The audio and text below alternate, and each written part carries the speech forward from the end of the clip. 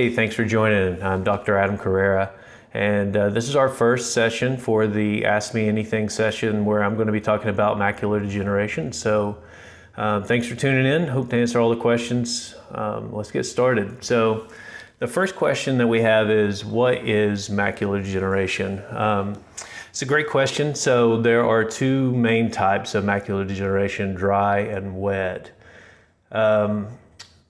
As the name implies, it's a breakdown or degeneration of the layers within the back of the eye, where the retina is and the cells that make that up, and deposits of something called drusen. It's protein deposits, and they collect within the macula. And this is where you get your central vision. So if you're looking at a clock, this is where you're going to be able to see the hands of the clock or the numbers on the clock. Usually the peripheral vision is spared. So you can still see things on the side, but it's your central vision that's affected. And as that disease progresses, it can cause central vision loss. With the dry macular degeneration, far and away, dry macular degeneration covers about 80-85% of patients that have macular degeneration. It's generally slow going and doesn't cause severe vision loss until it gets into much advanced stages. Wet is the minority of patients. Wet macular degeneration or exudative macular degeneration is when the patient will develop blood vessels that grow beneath the retina, and those blood vessels can actually grow within the retina and cause bleeding or leakage and later scar tissue and breakdown of those cells, and that's associated with more severe vision loss. A second question is, how do I know if I'm at risk for AMD or macular degeneration? So yeah, there are a lot of risk factors that can be associated with it, a whole slew of things. So let's start with that.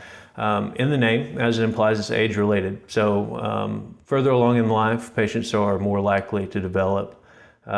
Patients over 75, somewhere around the 3 times risk compared to someone that's 65 to 74.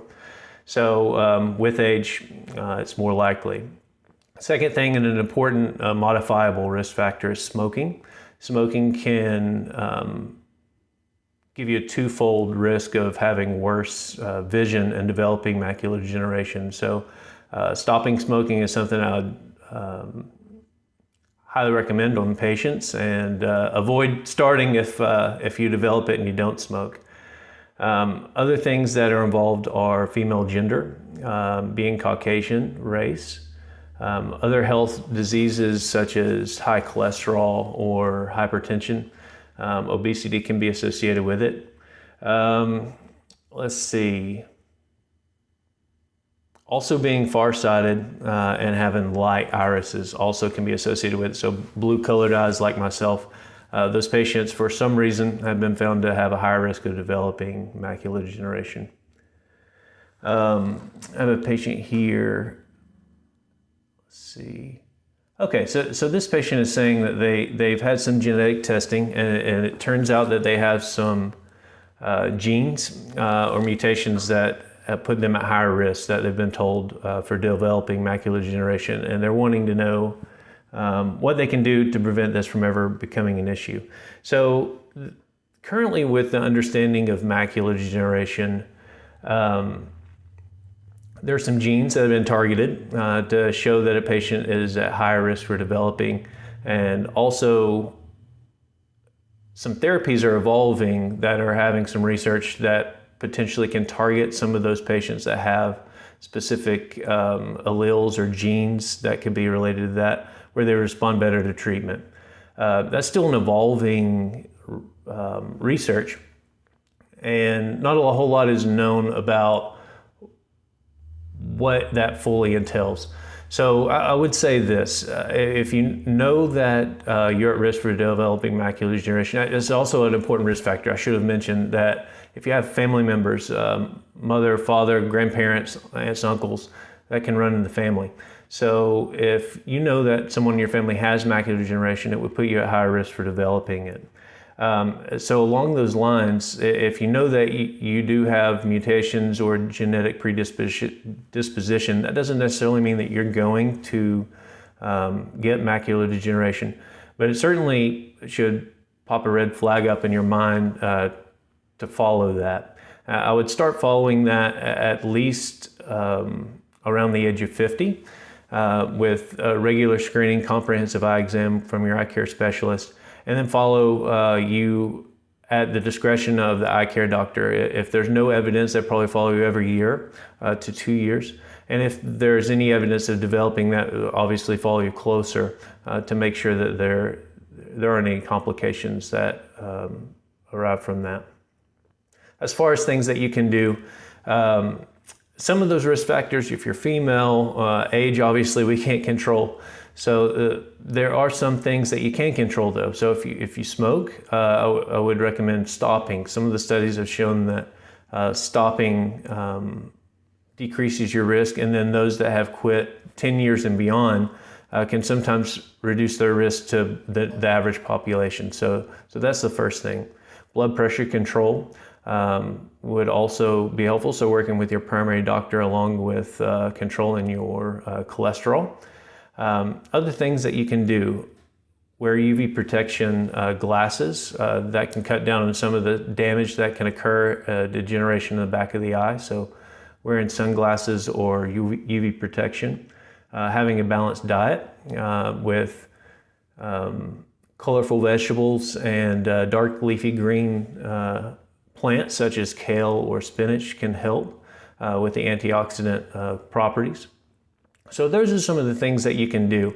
Can you have macular degeneration and not know it? You absolutely could in the early stages. So it's best to have regular screening eye exams so your doctor can follow along and make sure you're not developing any issues, because you could certainly have changes within the eye and not show any of those or not experience any of those with the blurred vision or any of the other symptoms. We can kind of talk about that.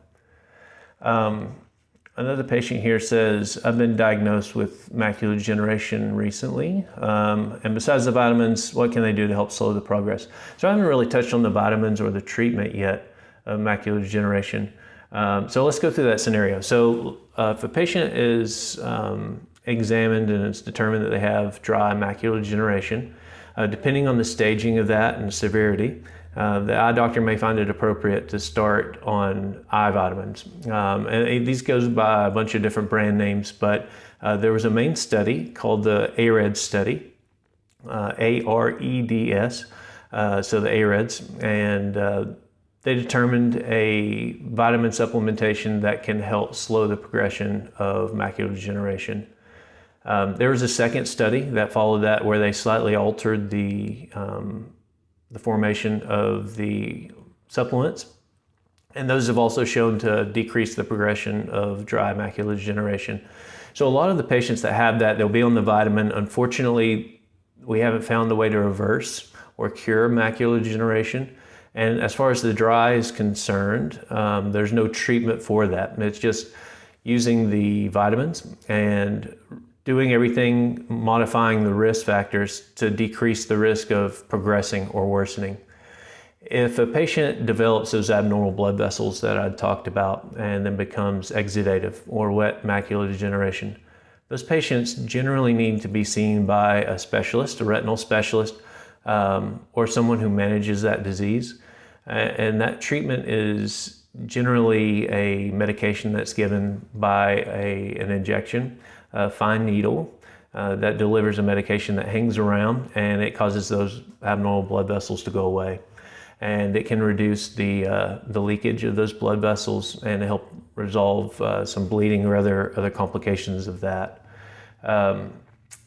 Some other providers may provide treatment that involves laser, but those are things that can be addressed once that's determined that you have wet macular degeneration and you follow with your eye doctor, but those are some of the treatments. So relating to the dry macular degeneration, what I assume this patient is talking about they've been recently diagnosed with, absolutely recommend the vitamins if their doctor has evaluated them and determined that's appropriate. Other things you can do is modify some of those risk factors we've previously touched on. Have another patient here. Oh, this patient is also talking about having dry eyes, and over-the-counter isn't much help. So there are lots of things that can lead to dry eye, whether it be production of tears or other factors that gives you a sensation of dry eye. It's hard to really comment on recommendations for that. I would recommend following with your eye care provider and having them evaluate you. The good thing is, if it is dry, there's lots of other things beyond over-the-counter treatments, medication, eye drops, and various other things that can be addressed that can help with dry eye, so don't lose hope there. Another patient wants to know, how much is it for eye surgery? Well, I'm not sure. There's a lot of different eye surgeries, so I'm not sure exactly what eye surgery they're requesting information about. I'll be honest, numbers are changing all the time. I try not to keep up with that. So I talk with my AR department. If you speak with your eye care provider and they do recommend surgery, whatever that surgery is pertaining to, they'll be able to give you specific numbers. Each practice is different, and each surgery obviously is different. So I would recommend talking with your primary eye care provider for that, and they'll give you that info. And then lastly, the last question here, what are your recommendations for managing AMD?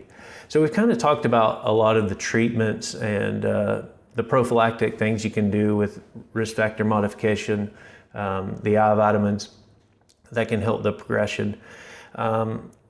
Depending on your severity of macular degeneration and the type, it will determine how frequently you're seen. If you show very early signs of some of those protein deposits I talked about, otherwise known as drusen, if they're very small and very early in the course of the disease, you may be followed on a yearly basis, as long as you're not having any visual symptoms.